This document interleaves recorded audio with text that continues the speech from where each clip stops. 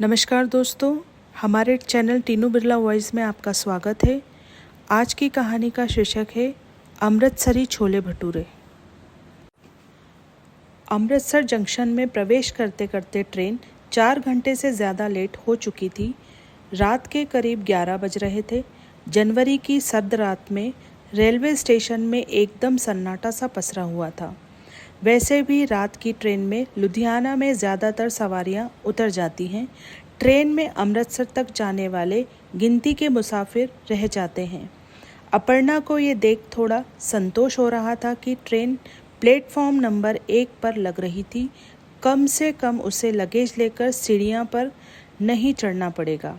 दोनों हाथों से अपनी 2 ट्रॉली बैग पकड़े और कंधे पर पर्स लटकाए अपर्णा प्लेटफॉर्म से बाहर निकली ही थी कि किसी ने उसके हाथ से उसकी ट्रॉली बैग की हैंडल अपने हाथ में ले ली थी। सुनसान से माहौल में अर्पणा ने घबरा कर ट्रॉली पकड़ने वाले को देखा तो वो एकदम से आश्चर्यचकित रह गई थी। श्लोक, तुम यहाँ और इस समय? कोई ट्रेन पकड़नी है क्या? पहले सामान गाड़ी में रखते हैं, फिर बात करते हैं। कहते हुए श्लोक ने डिक्की में अपर्णा का लगेज रखा और आगे का दरवाज़ा खोल अपर्णा को बैठने का इशारा किया। अपर्णा थी कि उसे अभी भी समझ नहीं आ रहा था कि श्लोक यहाँ इस समय क्या कर रहा था। श्लोक की स्कोडा कार स्टेशन के परिसर से बाहर निकल गई थी। दरअसल अपर्णा आज शाम आंटी मिली थी बाजार में। उन्होंने बताया कि तुम शाम वाली सुपरफास्ट से आ रही हो। मुझे पता है इस ट्रेन का कि ये 3-4 घंटे लेट होती ही होती है और देर रात में यहाँ एकदम सन्नाटा पसर जाता है। मतलब तुम बस मुझे लेने घर से इतनी दूर इतनी रात में आए हो। श्लोक जवाब में बस मुस्कुरा दिया। वैसे श्लोक, थैंक्स कि तुम आ गए, नहीं तो इस ठंड भरी काली रात में किसी ऑटो या टैक्सी से अकेले स्टेशन से जीवन नगर तक का आधे घंटे का सफ़र बेहद खतरों से भरा हो सकता था। अपर्णा, छोले भटूरे खाओगी? इतनी रात में कहाँ मिलेंगे छोले भटूरे? सारा बाजार तो ऐसे बंद दिख रहा है मानो कर्फ्यू लगा हो। आगे गली के अंदर एक सरदार जी छोले भटूरे की दुकान लगाते हैं। शाम 4 बजे से रात 1 बजे तक खुलती है। उनकी दुकान एक बार खा कर देखो, पेट भर जाएगा पर मन नहीं भरेगा। बोलते हुए श्लोक ने गाड़ी गली के अंदर ले ली थी। अपर्णा की भी मौन सहमति थी क्योंकि भूख से उसकी आंतें कुलबुला रही थी। विकाली ट्रेन होने के कारण ट्रेन में कोई पेंट्री नहीं थी और लगेज छोड़ स्टेशनों में उतरकर खाने का कुछ सामान खरीदना अपर्णा को सही नहीं लग रहा था।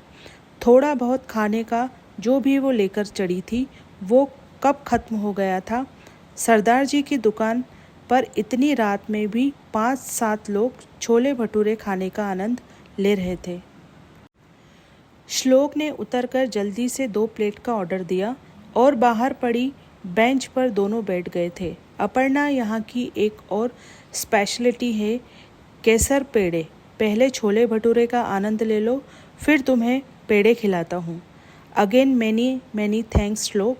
आज तुम नहीं आते तो बहुत बुरी तरह से फंसती मैं। जब जब अपर्णा उसे धन्यवाद देती तब तब वो धीरे धीरे मुस्कुरा देता। छोले भटूरे की प्लेट आ गई थी। भूख से बेचैन अपर्णा एकदम टूट पड़ी। 4 पीस भटूरे खाने के बाद अपर्णा को थोड़ी राहत मिली थी। अपर्णा पेड़ों का डब्बा लेकर खाते हुए गाड़ी में बैठ गई थी। गाड़ी अब गली से निकलकर मेन रोड पर आ गई थी। वैसे श्लोक, तुम अभी अमृतसर में क्या कर रहे हो? दरअसल मेरी शादी तय हो गई है। कल लड़की वाले आने वाले हैं सारा प्रोग्राम तय करने। हो, तुम्हें मेरे साथ भी ऐसे ही है। माँ को ले जाने आई हूँ दिल्ली के एक लड़के से मेरा विवाह फाइनल हुआ है। नववैवाहिक जीवन की शुरुआत के लिए बहुत बहुत बधाई। वाह, ये तो बहुत ही अच्छी खबर है। पर तुम्हारे होने वाले शौहर वैसे करते क्या हैं? उनकी दिल्ली के चांदनी चौक में साड़ियों की काफ़ी फेमस दुकान है और ग्रीन पार्क में अपना मकान। और तुम शादी बेंगलोर में कर रहे हो? अरे नहीं, लड़की वालों का चंडीगढ़ में अपना पुश्तैनी मकान है। लड़की की विदाई वो उसी मकान से करना चाहते हैं। एक बार पूछूं अपर्णा, शादी के बाद अंचला का क्या होगा? कुछ सोचा है उसके बारे में? अंचला का जिक्र आते ही जाने क्यों अपर्णा एकदम उदास हो गई थी। अब तक कितनी बकबक कर रही थी गाड़ी में, अचानक से ऐसा लग रहा था जैसा गाड़ी में कोई नहीं है। आखिर कौन थी अंचला? क्या संबंध था उसका अपर्णा से? और श्लोक कैसे जानता? करीब 8 वर्ष पूर्व अपर्णा और श्लोक मैनेजमेंट कॉलेज की इंटर्नशिप में इंडोनेशिया के बेहद खूबसूरत शहर बाली